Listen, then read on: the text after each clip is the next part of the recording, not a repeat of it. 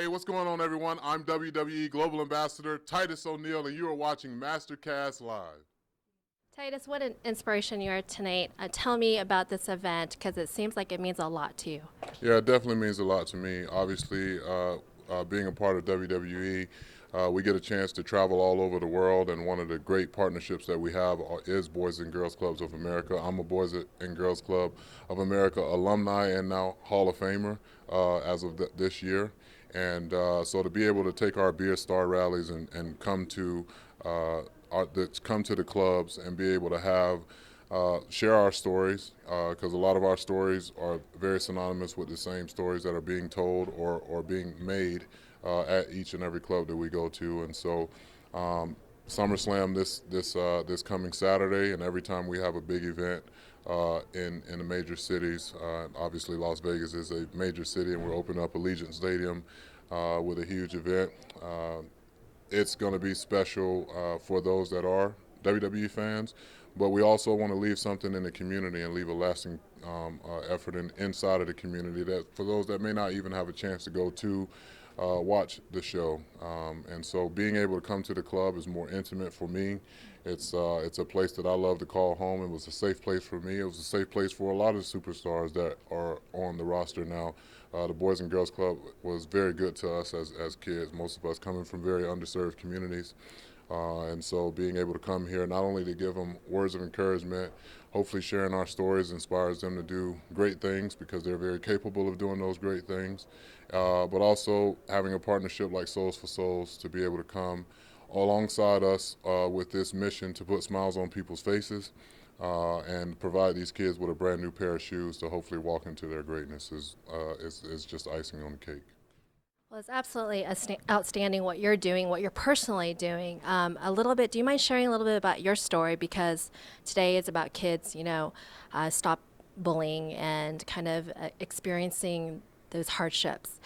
You had a very difficult childhood in growing up. Do you mind sharing a little bit about that? No, it's not a problem at all.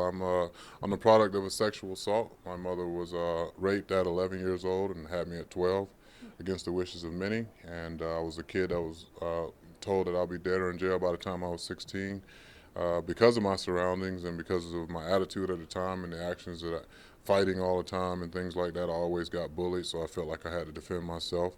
And got a chance to go to a place called the Florida Sheriff's Boys Ranch, and it was there that my life changed forever with a conversation that I had at 12 years old.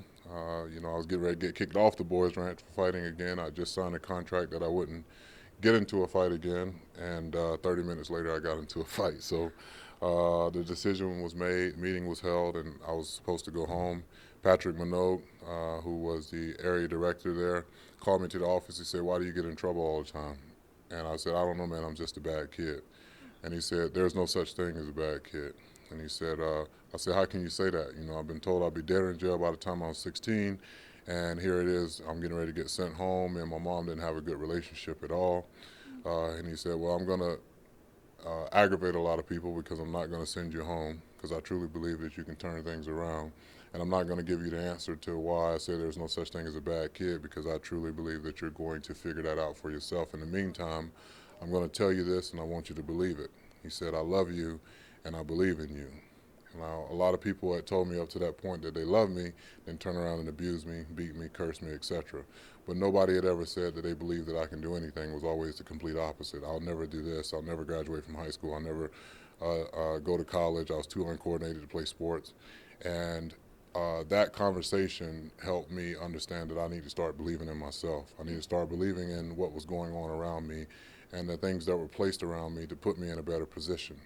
And so I ended up taking that guidance and taking those words, and now I do understand, what he meant. Where there's no such thing as a bad kid. There are kids that are in bad situations, around bad influences, making bad decisions and having bad outcomes. You put those same exact kids in a good situation around great people, and they have a greater chance to succeed. That's what happened to me. I went from being a kid that was supposed to be dead or in jail and labeled a failure and a statistic to being the first person in my family to graduate from high school, the first person to graduate from college. I went to the University of Florida, go Gators, played football there, and graduated there twice, undergrad degree in 3 years, and then got my master's degree in my last year there. So I have been a beneficiary of a lot of people pouring into institutions and to me to help put me in this position, and where I can do so much for so many different people.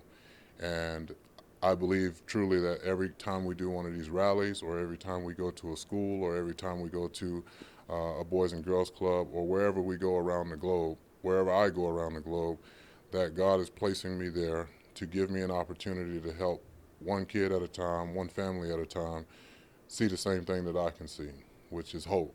And if a person can have hope, then they have a better chance to succeed.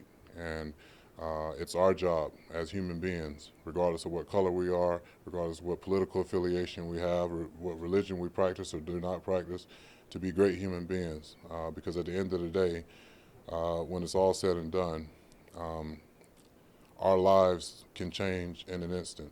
And some of those lives can change for the worse, and some of those lives have been changed for the better. And I want to be the reason why people's lives change for the better. So Titus, as you know, it's already challenging to go after one's dreams, even when you have the support, even when you have the resources.